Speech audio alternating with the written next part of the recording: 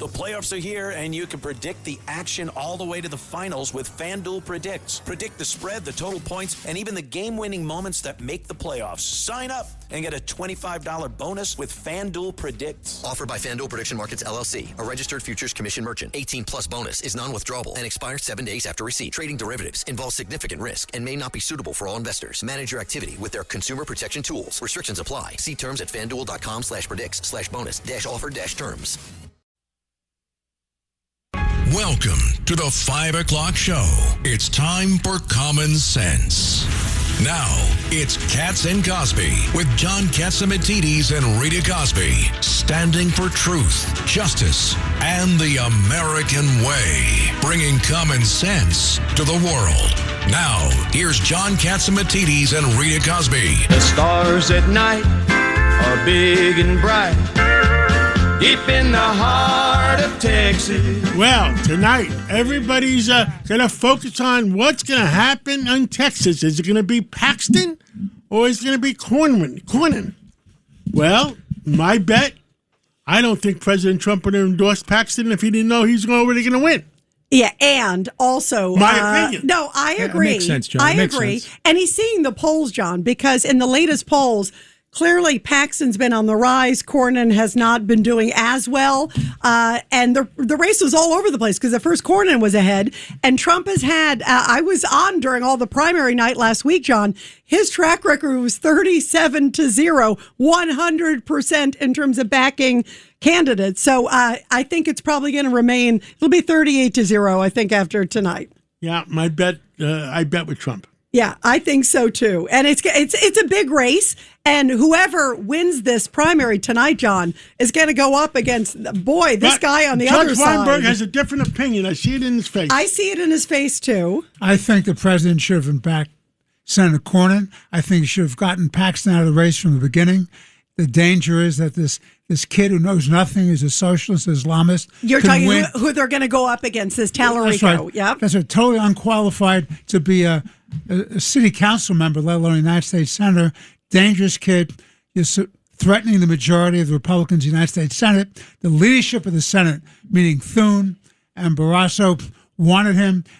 Senator Cornyn has raised in the last 10 years over $400 million for Republican candidates. He's a good man. He's a solid guy. Why would you fight your own leadership? Political malpractice on the part of this president. Well, I think you should hold your tongue until tomorrow. Listen, even if I lose, doesn't make me wrong. It's still the wrong thing to do. Okay. Yeah, and there has been a lot of dissension about it, but clearly Trump sees something in Paxton. And I just, before we go to Craig, this guy who Judge Weinberg brings up, who I agree cannot make it to the Senate because it's frightening on the Democratic side. He already won the Democratic primary. Is that similar to the guy in Maine? Oh, this guy, it's a loony of a different kind, I call it, John, because this guy, he said there's 6 sexes. When he was asked how many sexes there are, John, not 1, not 2, there are 6. And then this is the guy who talked about the border. 6. That's scary. 6. That is scary. And then Craig, he said about the border that it's like a front porch. He said, in other words, it should be a welcome mat. Everybody should be coming in. So if you thought the border was bad under Biden, this guy is going to say, come one, come all. You know, my fear is that whoever the president endorsed, and look, the president has a great track record with who he's picking in all these races. Yeah, the best track record. But my fear is that whoever he endorses, they're going to tar and feather that candidate as a MAGA candidate, and it could hurt us in the general election. So, but not in Texas. No, but just in general around the country, I think he should stay out of it and let the chips fall where they may and not hurt the potential candidate. Senator Cruz had a very tough fight against another nobody 6 years ago. You mean Beto? Beto. The second coming of Beto. Yeah. And the fact of the matter is, and Cruz should have had a cakewalk through that. And that's very, very interesting. Do not assume that this is naturally a Republican seat. Yeah, and that's why we have to see. You guys, before we move on to our first guest, how about also, as we talk about, John brought up Graham Plattner.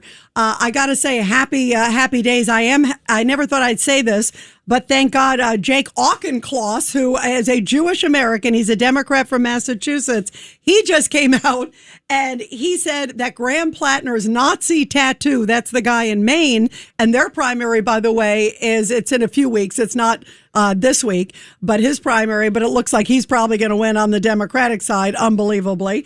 But he said, Jake Auchincloss, that it should be disqualifying, that Nazi tattoo. The sad thing is, yes, you're correct, but the fact right now, I think judges it only Fetterman and now Jake Auchincloss, who've condemned this guy on the Democratic side. Maybe Gottheimer, New Jersey.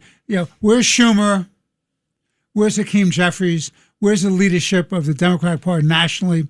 How dare they back a guy like this who's a Nazi, an SS, not just a Nazi, but an SS tattoo. SS were the guys who ran the concentration camps. Please. It is really disgusting. And the fact you brought up the leadership in the Democratic Party, sadly, AOC, Bernie Sanders, they seem to be ruling the roost. They're embracing this guy. In fact, Bernie Sanders was out with this guy last night at a rally, was saying what a wonderful, great human being he is and what a great senator this guy's going to be. Not only does he have the Nazi tattoo, he also has blasted American sniper Chris Kyle. He blasted another Purple Heart recipient. He blasted women who've been raped. I mean, this guy has the most disgusting comments on so many levels, Judge. And this is the face of the Democratic Party, and they expect people of sound mind to support him? Yeah, Please. It's disgusting. And speaking of crazy minds, Hassan Piker, by the way, has been subpoenaed. That's an interesting one, John, because he went to Cuba through this group, through Code Pink, which gets funding. And he said the funding came from Neville Roy Singham. What do you think of that, John? I think that somebody has to do their job in the federal government, because not only does the money come in, I don't think it's Singham's money. I think it's money funneled by certain governments through them. Well, and he's living in China, so there's a lot of questions about, is it Chinese money? It's definitely not Portuguese money. Yeah, it's definitely not Portuguese money. Good point. We'll see where it goes. Where do we go now? We go to New Jersey? Let's go to New Jersey for some breaking news there. Breaking news, WABC. We don't even have a song for New Jersey. Yeah, we need a song for New Jersey. Well, we'll have to ask our next guest, John, because he definitely would know, the great congressman. The Texans have a real good song. Yeah, New Jersey's got to have a good song. What do you think, Craig? We'd have to go to who's the Bruce Springsteen, who has all the New Jersey songs. But the problem is with Bruce Springsteen, he's crazy too. Yeah, that's the problem. Yeah, but he's a great singer. We have Congressman Jeff Van Drew. Yes, we do, from the great state of New Jersey. So before we get into it, is there a song we should be playing before you, Congressman?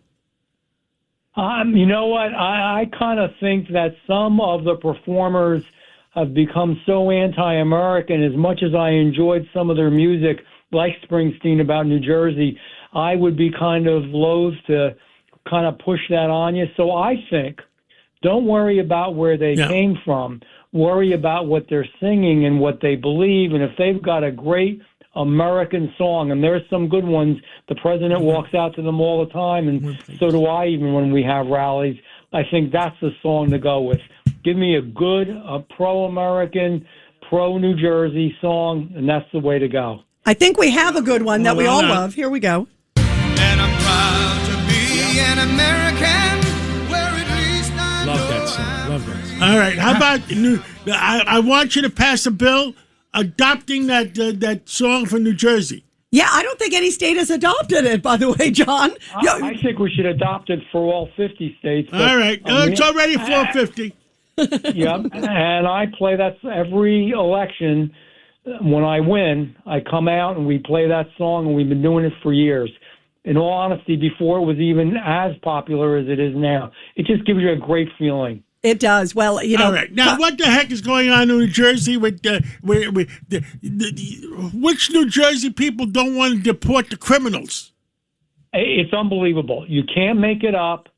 It disgusts me. I don't know what else to say. On Memorial Day, when we all should be thinking about our veterans, our military, our great country, enjoying our families and having barbecues, doing good things, volunteering for certain organizations, what are these folks doing, including our United States Senator and our governor, making a human chain, a wall around a detention center where they have people who are dangerous inside. Let me say two things.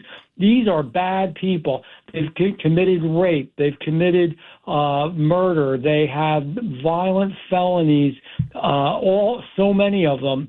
And they should not be free. They shouldn't be out in New Jersey or America or anywhere. In fact, I don't even like spending the money to keep them here in America. And as soon as we can, we should deport them. We're detaining them, but we should deport them. Let the countries of origin pay for their crimes because it costs money and taxpayers can't afford it. Get them the hell out. Number one. Number two, just think how wrong it is when people like the Angel Moms look at, our elected officials protesting that they're not being treated well enough, even though they have showers every day, even though they have mental health services, medical services, they have just about everything you could need or want.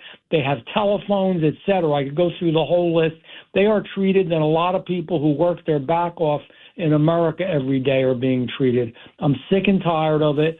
They're incarcerated for a reason. They're in jail for a reason. They should be deported. These are not just illegals. These are illegal criminals, many of them, that did very, very bad things. You know what was shocking me, Congressman Jeff Andrew, like you were reciting some of the things. I know that the governor and a number of the people that were there were saying that the illegal immigrants inside, some of them are murderers, some of them are pedophiles. There's a whole bunch of gang members too as well. And that they're complaining about the food, that the food is not good enough. I mean, I'm sorry. I mean, that to me it reminds me of, in New York City, we had a whole bunch of illegal immigrants. They were not repeat violent offenders like the ones that are there. They were at the hotels and they were throwing out the food because they didn't like the kind of food that they were being given at a 4- and 5-star hotel. Meanwhile, now they're in a nice facility. They're getting, 3-4 square meals a day, but it's not the kind of food they like. I mean, seriously? I'm supposed to seriously care about that? It's nutritious food. They have it, by the way, just so you know, they have a nutritionist on site. The nutritionist. Hey, I bet you guys would like to have a nutritionist with you all the time to make sure you're really getting the best balanced diet that you should. You don't like the food, then don't eat it. I agree. You're getting more meals and better food than Congressman, ever did some of them in their life. Bottom line, what's going to happen with all this stuff? I mean, she is the governor.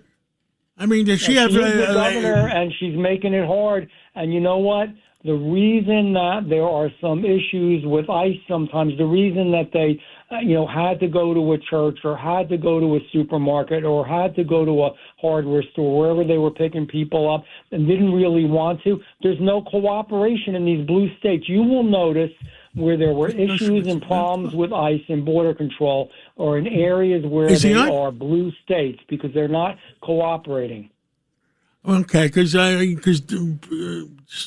Professor Dershowitz is coming on right after. Yeah, we want to get on. No, we're getting him right now, actually. We're getting him right now. While we're waiting for him, Congressman, I also saw that LaMonica MacGyver was out there.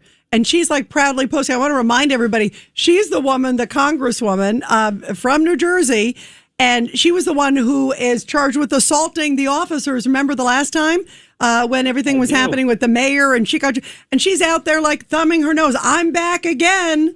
They're doing the same thing again. I mean, if that's not hypocrisy.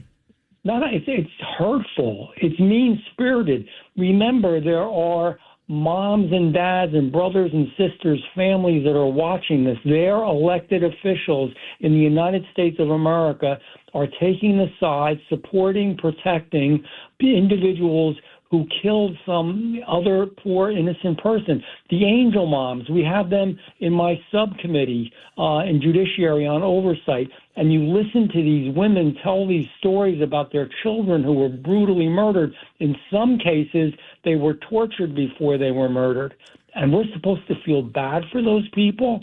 And our American elected officials are protecting them and advocating for them and fighting for them and want to release them? Is Professor on? 1 second. Professor Dershowitz, are you on?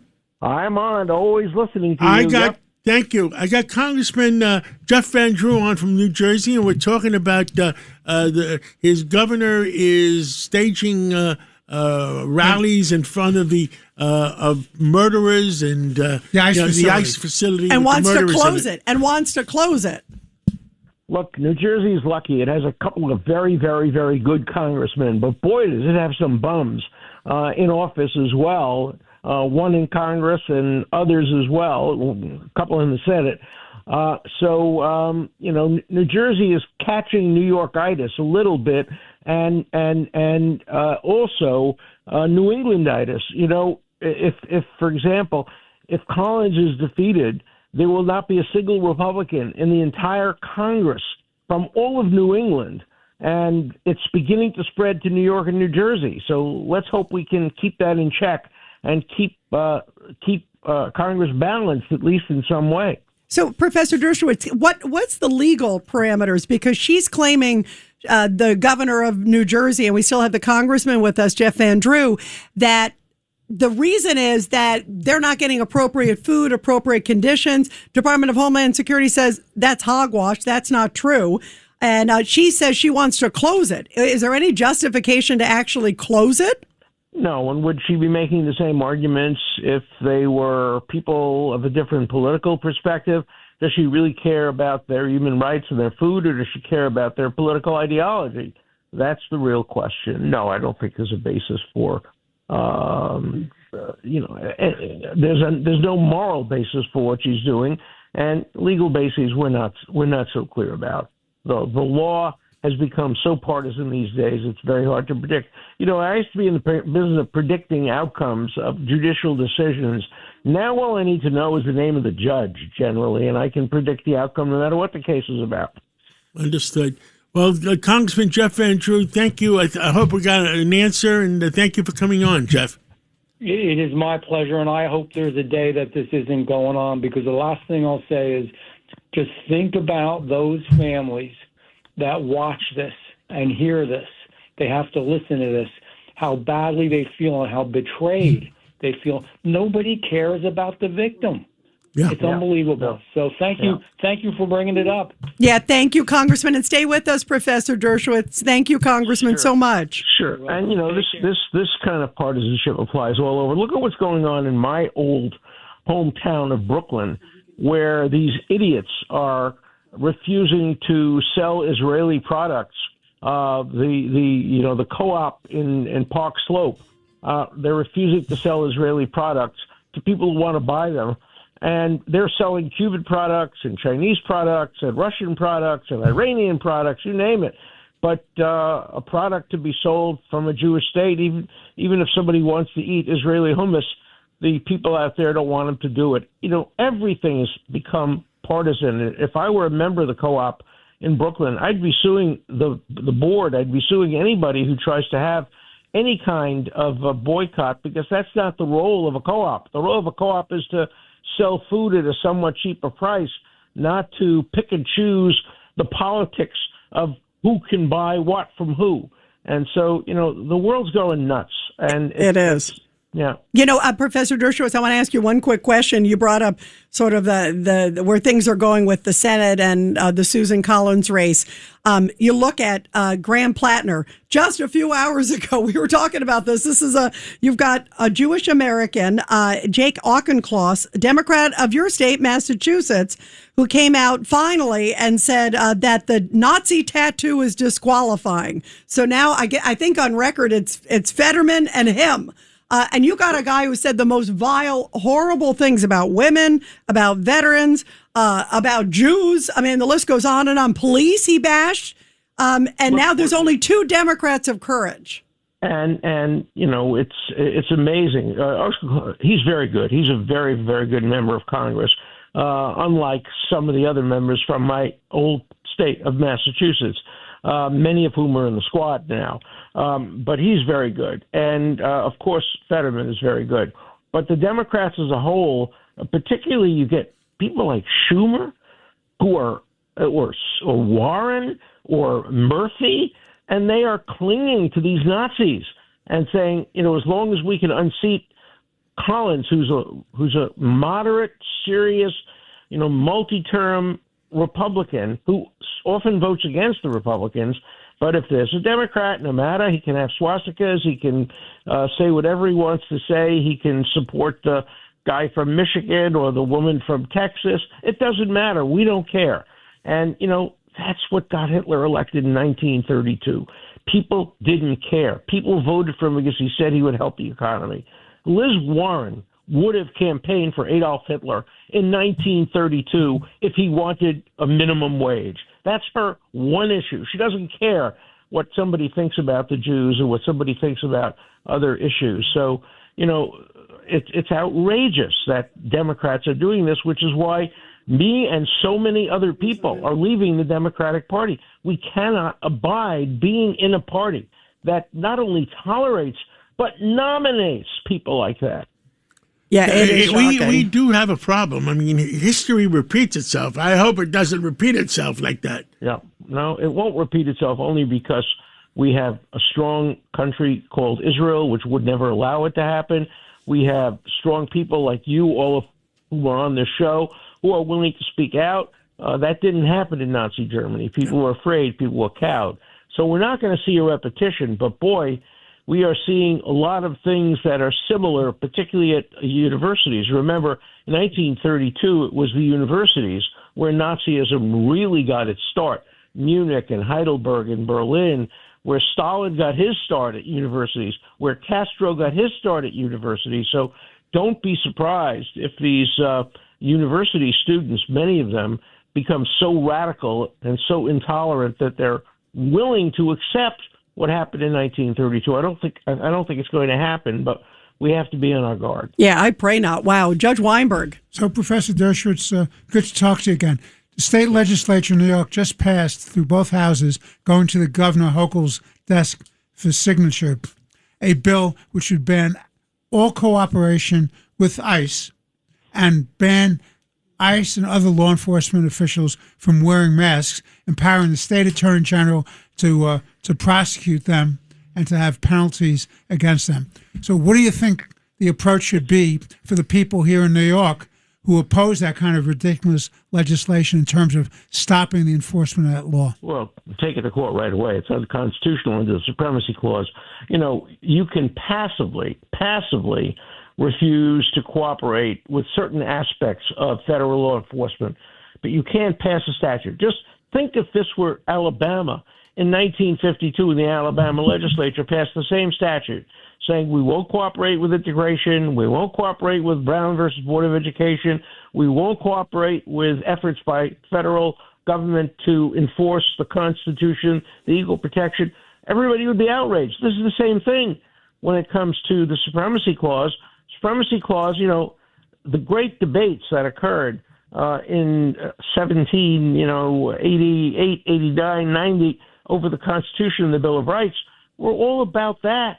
And they ultimately adopted the Virginia Plan, drafted by Madison, which said that the federal government is what controls when there's a dispute between the federal and the state, and it's within the authority of the federal government. And, of course, immigration is within the authority of the federal government. So on our 250th anniversary, this legislature is going to celebrate it by undoing the Constitutional Convention that occurred almost 250 years ago in the name of trying to avoid Trump's policies on immigration. That's it. And clearly the courts would strike it down. Ultimately, the Supreme Court would clearly strike down legislation that mandates non-cooperation with the federal government. It's talking about the Supreme Court. What did they knock down? Was it a local case in Alabama? Oh, yeah, this is interesting. Did you see the redistricting? The Republicans were trying to redraw the line, and a federal judge knocked it down, saying that it was tainted, that it wasn't appropriate.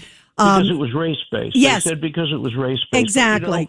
The courts are wrong about that. This is not race-based. This is politics-based. Now, race and politics sometimes come together. I mean, people of a certain race are more likely to support a particular party than people of another race. But the reason that the legislature does this is not because they're discriminating against any race. They're trying to get political advantage. And the courts have a very hard time separating out politics from race. And they make the wrong decisions. This one will be reversed. before we let you go, Hassan Piker, I had to ask you about this, Professor Dershowitz. He is now being subpoenaed, and this is interesting. He went to Cuba, and he said he went for a humanitarian mission, but then he went over there and was bashing America and bashing the Trump administration's policies while in Cuba. And he said, I didn't pay for the trip. He said a guy named Neville Roy Singham paid through the trip through Code Pink. So is this going to open the door maybe to some of these groups that are money somehow goes from, who knows, maybe the Chinese government or somewhere to Roy Singham, to a nonprofit, and then to people who hate America?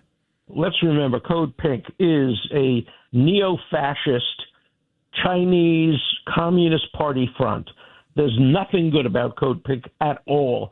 Everything they do is wrong from top to bottom.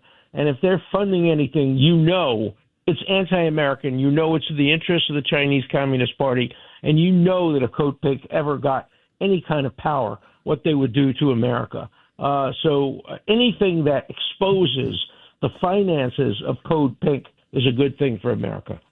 Yeah, I agree with that. I agree. Well, Professor Dershowitz, boy, a lot to talk with you. We always love having you on. Who do you think wins tonight in Texas, Professor? Oh, I can't predict Texas. We're taking bets. Texas. 5 cents apiece. Texas Hold'em. I can't make a prediction. I just don't know enough. I like to say what I know something about, and I know something about law, but I don't know anything about Texas politics except that I'm very, very proud of having taught Ted Cruz from the day he walked into Harvard Law School. I'm glad somebody taught him. I'm glad. You taught him well. Let's move on, Rita. Let's take a break right now, and then we come back with General Jack Keane. There's nobody knows better what's going on than General Jack Keane. Thank you. Common sense recap of the day's biggest stories. It's John Catsimatidis and Rita Cosby. Katz and Cosby on 77 WABC. Well, we are back here on Katz and Cosby, and there is a lot going on with Iran and a lot of mixed messages. You hear one thing from the Iranian side, certainly on the U.S. side, they're saying maybe days away. Let's see. Well, who better than General Jack Keane, former vice chief of the Army, also 4-star general, retired, and also senior military strategist at Fox News, and also chairman of the Institute of the Study of War. I have all that memorized, Jack, because you know how much we love you. So what do you think is going to happen now? What needs to happen now? Well, certainly we've turned to a different phase for sure. I mean, we went to a ceasefire some 6 weeks ago, and after 37 days of military operations, and in the hope that we would get the Straits of Hormuz open, and then we forced an economic blockade on them. So two things that we have done. The military operation was quite successful. It wasn't finished, but it was devastating in setting the Iranians back. And we had about 10 to 14 days to complete that operation. Then when they shut down the Straits, we imposed an economic blockade, which has robbed Iran of all revenue sources coming from oil distribution through the Gulf. That's a fact. And that is a considerable economic peril that they're facing as a result of it. We are now entering in a diplomatic phase. The president had a choice. We could have gone back to the kinetic operations and finished the next 10 to 14 days. I think he made a decision here. He has more information than we have, that's for sure. And he also discussed this with the Arab states. And from what we understand, they prefer to take this diplomatic approach as to going back to kinetic operations. So we're in a major diplomatic phase here, obviously, with phase one part of that to be a formal agreement, and would likely have something in writing with it. That's just a framework. It's not a final deal, but it's a framework that we establish so that both people are working in terms of good faith to accomplish a final deal. And it'll likely take some days to be able to sort out the language in that framework. And that's why you're getting different messages. On the one hand, we're talking about this is positive step, and the Iranians have given us some assurances, They're going to agree to a number of things that we really care about in terms of the long final deal. But getting just the framework settled is obviously producing some angst also with the Iranians. I think job one has got to be open the Straits of Hormuz. And I think the Iranians will likely do that. But here's the catch. They will want to maintain their authority over it. They declare it as territorial waters for themselves and Oman. Actually, the UAE has a piece of the Straits of Hormuz also. But international law indicates it's not territorial waters. Indeed, it's international waters with the freedom of navigation being applied there. So Iran has no legal basis to try to maintain some authority over it, even though they would remove transit fees or protection fees or whatever they want to call it. They still want to take sovereignty over it because they have never, ever taken control of the Straits of Hormuz in the past. They have tried. And this time they did take control of it, and they don't want to give it up. And we're going to have to make them give it up. What's the leverage to do that? The economic blockade. And also a threat of reattack. So there's leverage there for that to happen. The second thing will likely be, and it's the most difficult, and that is the nuclear, all things nuclear enrichment, getting rid of the so-called nuclear dust is there, dismantling what other elements of the nuclear program are in a place called Pickaxe Mountain is one of them, and a couple of other sites, and then not letting them have any enrichment capability whatsoever, regardless of the percentages of it. Restriction on ballistic missiles and support for proxies. All of that will be tough. And what the administration has been given in talking to the Iranian negotiators, they've been giving us some assurances that maybe we can get there together. And I talked to one of our negotiators today on this very subject. So they feel that there is something there and there's a good reason to move forward. And what do you think, though, Jack? That will likely take about 60 days. Yeah, do you think, I guess my question, do you think that, A, we could even trust Iran? I mean, I have such a dubious, and I was watching you earlier, Jack. You had some really powerful statements, Jack Keane, where you said that Iran's all about recovery now, that it's still time to finish the job. Yeah, there's two things I think what the Iranians are really up to here.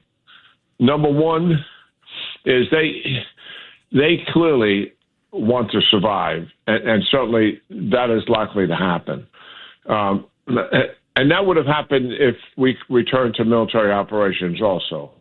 And military operations would have put them in a very sad shape in terms of economic collapse and with maybe on a pathway to a regime change. But negotiations, they will survive. But what they truly want to do is they want to be able to recover. And by that I mean they want unfrozen assets. And there's close to $100 billion in unfrozen assets. And they want sanction relief money. So the fact that we have control over a lot of it, Qatar has X billions of dollars of it control themselves, is huge leverage for us. Now, if the straits get open like I think they would, they're going to recover finances from that. Obviously, China is going to buy 90% of the oil that they've been buying, and the other exports, there also will be a revenue source for that. But they really want to recover rapidly, and they want those frozen assets. The president is not going to make the mistake that Obama did by giving them billions of dollars in cash up front. We're not going to do that. You know, President Trump is not going to make a bad deal, and giving them any amount of financing to help them recover, and that extends the life of the regime, I don't believe is in the cards here. Certainly something down the road when their behavior changes may be appropriate, and we're able to verify and confirm everything that's in the deal, and they're actually performing and executing that. That's another matter. So, yeah, there are really issues there in terms of recovery, but we have the card to play because we have control over those additional finances that they want so badly. So, yeah, there's a lot of work ahead is what I'm talking here, Rita and John. This is a tough road here in terms of negotiations. The administration has some good feelings that there is real potential to get to a deal. Knowing the Iranians, they will string this out for as long as they can, because they know the closer we get, let's say they go the whole 60 days or then some. That's towards the end of July. Then we're in a 90-day window of the midterm elections, and they would assume in their minds that the administration would not go back to kinetic operations, raise the price of oil again, create the kind of turmoil that closing down the straits would mean if we go back to kinetic operations. That's kind of what they're counting on. So this is a tough situation we're involved in here, but the backstop, in my mind, is our president. He's not going to make a bad deal here, but we've got a lot of work to do and rolling our sleeves up to get to the point where we want to end up with. Yeah, no, great points. Very, very strong points. General Jacquin, you're right. And the timetable, it is going to be a bumpy road. It's day by day. And, well, see, we don't need the oil. The Iranians need the oil. And the blockade is I guess, starving them, or they're stuck between the brick and the hard place. Yep, and they want have the no funds. choice. They got to make a deal one way or another. Right. The question is, will they be honorable in the deal? And that is obviously never honorable. Right. Exactly. Yeah, we can assume that the Iranians, no matter what they agree to in writing, right, we can assume that at some point they will try to reverse all of it. That is just who they really are. And they would be counting on another administration to be able to do that. An administration very different than the current one is what I'm talking about. And they've had experiences at this, obviously, when President Obama and Biden were in office. So, yes, they'll agree to a deal, but at some point they would want to reverse it. Yeah. They never would get it done under a Trump administration or to a similar administration that has the same view that President Trump has.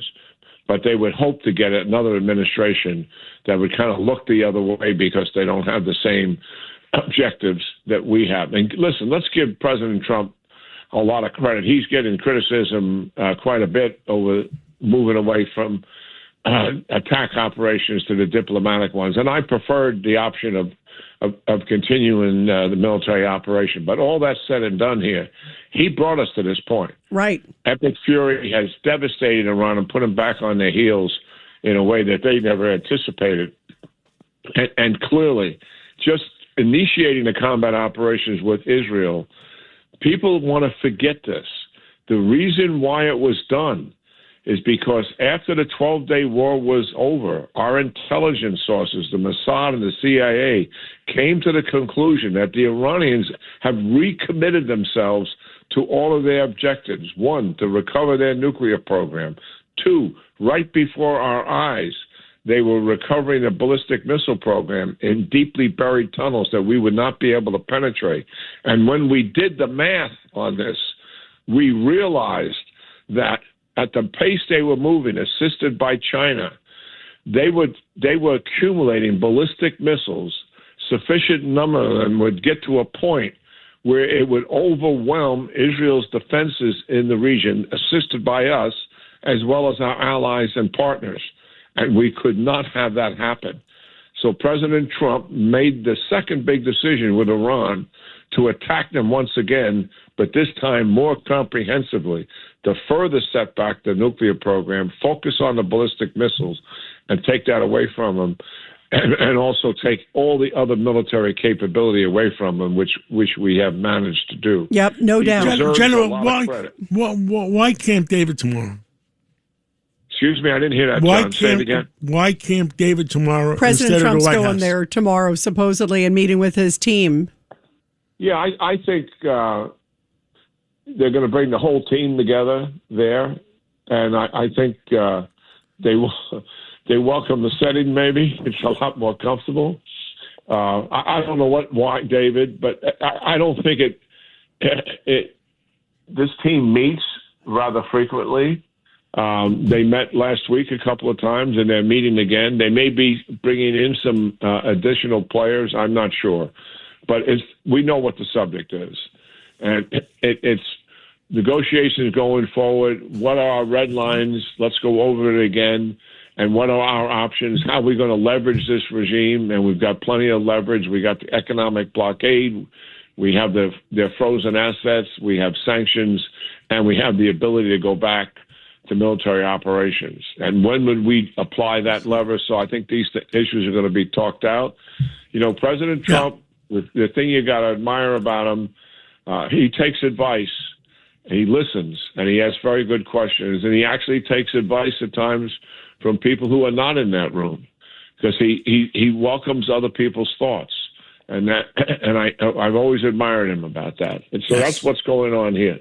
Thank you, General, and we'll talk again real soon. And thank you for your wisdom, and thank you for everything you've done for our country and continue to do for our country. Well, thank you. Well, more to follow here for sure. Take care to both of you. Okay, and now we have to take a break, but let's go Goya. Well, the top news of the day, sponsored by Goya Foods. It's the top news of the day, sponsored by Goya. Here's Rita Cosby. And, John, here are some of the top headlines of the day. Former FBI Director James Comey's trial on charges related to allegedly threatening President Trump is now delayed until October. Federal prosecutors have argued the image that Comey posted on social media showing seashells arranged on a beach to read 8647. Well, that was a serious expression of an intent to harm the president. Comey said it didn't occur to him that it could be interpreted as violent. Also, Vice President J.D. Vance says every American should be concerned about fraud involving government funds. Vance updated efforts to combat rampant fraud, saying investigators have uncovered schemes to siphon $20 billion in taxpayer funds. Most of those schemes involved healthcare services, including Medicaid and hospice agencies. And everybody stick with us. We're going to talk to KT McFarland, Norm Coleman about what's going on with Ilhan Omar, and also Rod Blagojevich. It was a wild weekend in Chicago. Stick with us. This episode is brought to you by Netflix. The Four Seasons is back for season 2, starring Tina Fey, Will Forte, Coleman Domingo, Marco Calvani, Carrie Kenny Silver, and Erica Henningsen. After a difficult year, your favorite group of friends continues their tradition of vacationing together, now with a baby in tow. From the Jersey Shore to upstate New York and Italy, their getaways are sure to take unexpected turns where comedy ensues. Watch The Four Seasons May 28th only on Netflix. We're commuting home with Katz and Cosby. Now, here's John Katzimatidis and Rita Cosby on 77 WABC. And we are back here on Katz and Cosby, and let's go to former Deputy National Security Advisor under President Trump, KT McFarland. KT, where do you think things are headed? Because we're hearing these messages. Iran just came out recently and said, essentially, we're not going to be humiliated. We're going to fight back. They were responding to the fact that we took self-defensive strikes yesterday. There were IRGC boats that were laying mines in the Strait of Hormuz. We took them out, and now Iran is saying we're going to retaliate. So it's really difficult to figure where this is going.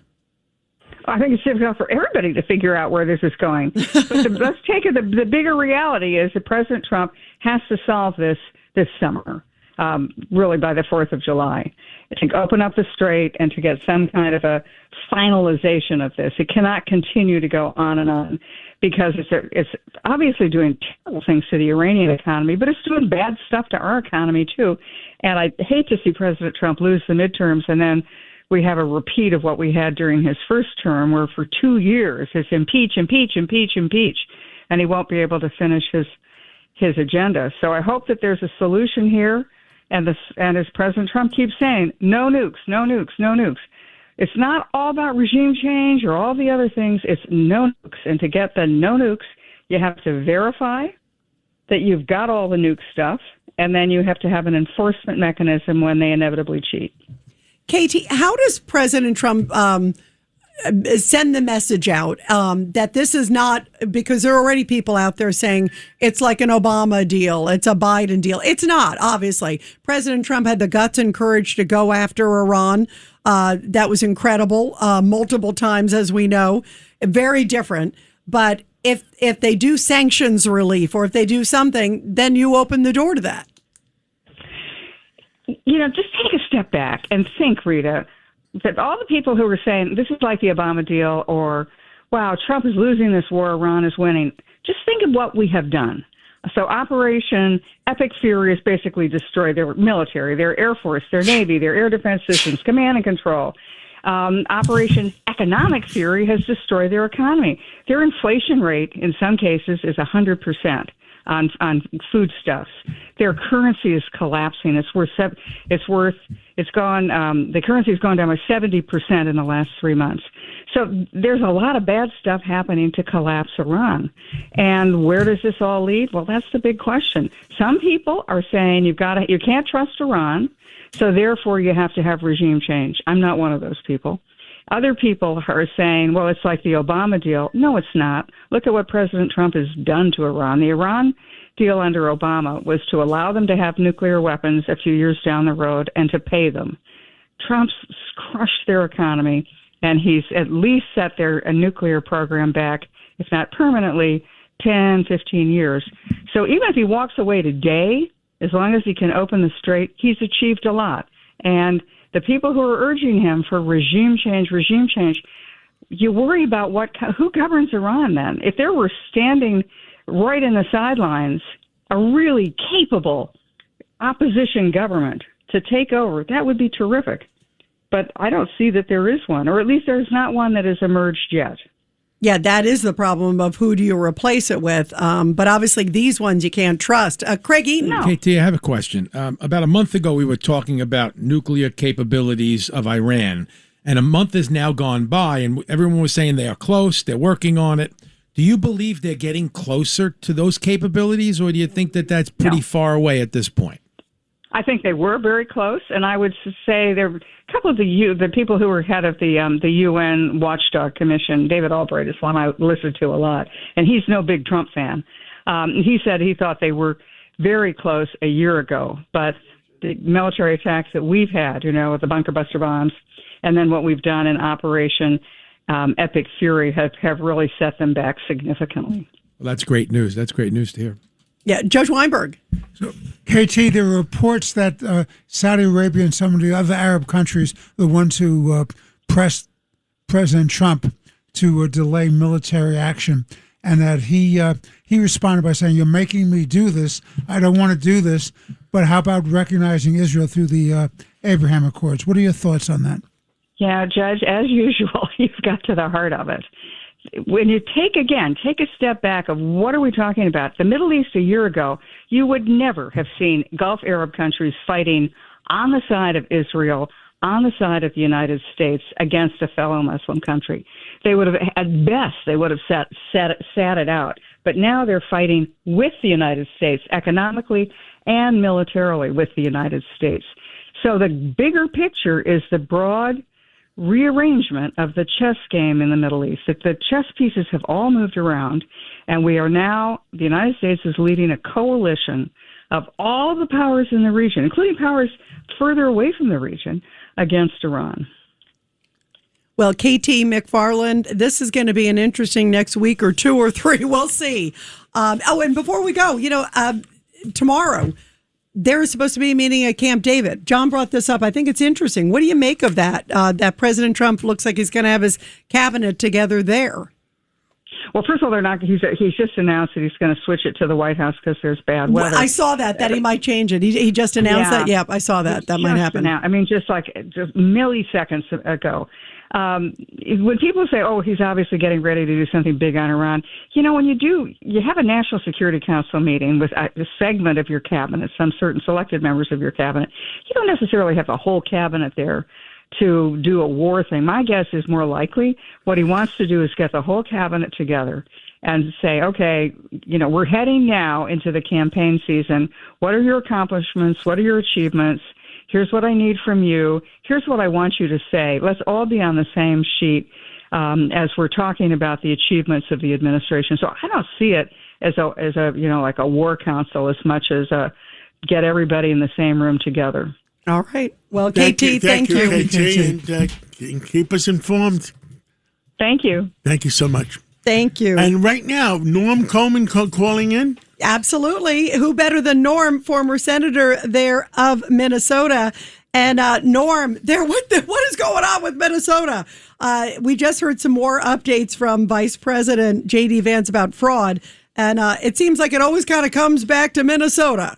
We used to be the land of 10,000 lakes, and now we're being known as the land of 10,000 frauds.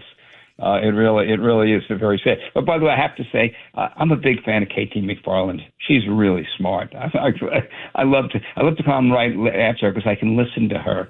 I'm also national chairman of the Republican Jewish Coalition, so the U.S.-Israel relationship is really important. And what Donald Trump is doing is really transforming the region. It's really, really remarkable. We'll see how all this plays out. But he's been the best friend that Israel has ever had in the White House.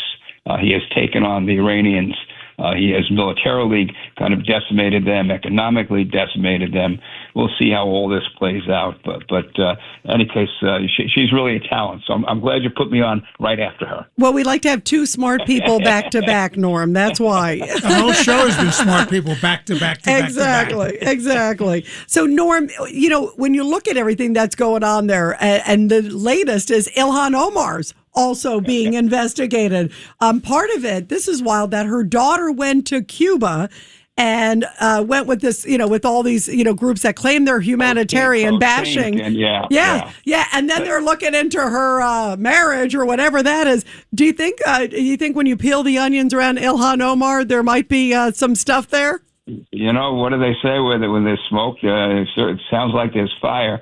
So one of the realities that this administration is focused on, aside from the Middle East and China, also focusing on fraud. Vice President just today had his meeting with the group of attorneys general focusing on fraud. This is a major priority. Obviously, Minnesota's kind of been at the center of it. You had programs there that started as a $600,000 autism program that transformed into a $400 million program and fraud. Just recently, they had 15 people who were charged with $90 million of Medicaid fraud.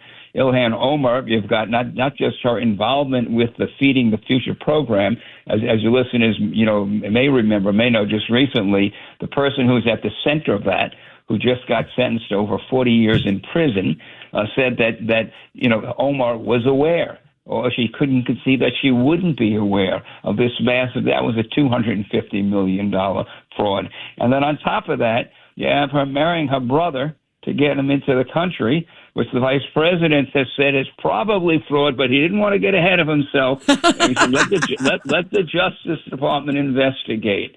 But at what point do you say enough? I got to ask Judge Weinberg, what do you make of the whole brother thing? She couldn't get another date. Fraud. She couldn't get another date. Yeah, what do they got? A family that stays together, plays together, exactly. Whatever. But Senator, I want to ask you the lack of character. Right. Yes, it sure does. Senator, I want to. You were mayor of Minneapolis, if I recall, before you went to the Senate. Yep.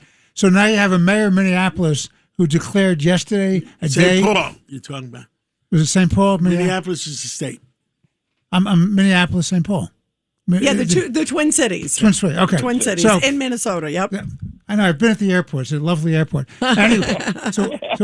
Anyway, Senator, so the mayor of Minneapolis, Jacob Fry, announced yesterday that yesterday was a day, it wasn't Memorial Day, it was a day to recognize the great contributions of someone who died in the streets. Yeah, George Floyd. You know how far we have fallen in terms of life. And who's George? By the way, just so everybody knows, who's George Floyd again? Yeah, and what was his contribution? And by the way, it was the governor and the mayor. It was Mayor Jacob Fry and Governor Tim Walz. And let's not forget, you guys, it was Memorial Day yesterday. It's shameful. The governor, by the way, who let the city go up in flames. The mayor who made the decision to let the 4th precinct get burnt down by thugs and rioters after the George Floyd incident. But those are the same folks that are still in power. that are still on making these pronouncements. Boy, we've come a long way from when Hubert Humphrey may have been a liberal, but he was the mayor of Minneapolis. There was some respect. I hope people look back at the days of Norm Coleman as mayor of St. Paul, where, by the way, I didn't raise taxes for 8 years. I cut 3/4 of the licenses to business, and I brought the National Hockey League back to Minnesota. I used to say the best mayors in America were either Republicans or Democrats who governed like Republicans. That's certainly not the case in Minneapolis today. Yeah, really scary, the situation there. Well, Norm Coleman, we love having you on. Thank you so much, Senator. Love being with you. Have Thank a great you so one. much. Thank you, Norm. Thank you. And let's take a break, and then we come back. Rod Blagojevich is going to be up. Let's find out what's going on in Illinois. Who better than Rod? It's a common sense recap of the big stories. It's Katz and Cosby on 77 WABC. Breaking news, WABC. Well, let's go to Illinois and let's go to former Governor Rod Blagojevich and see what the heck is going on. What's going on, Rod? Well, Katz and Cosby are all about common sense, but in Chicago, where murder rates are high, among the casualties is common sense.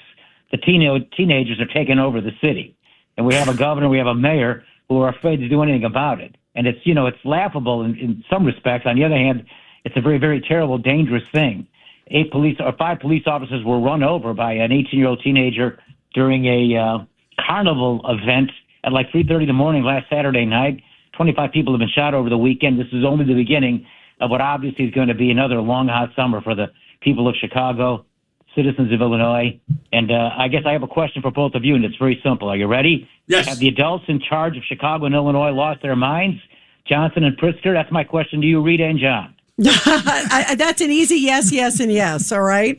Okay. You got to give us a tough one. So, so Governor, as we're talking about, when you talk about losing their mind, I was watching Brandon Johnson, the mayor there of Chicago.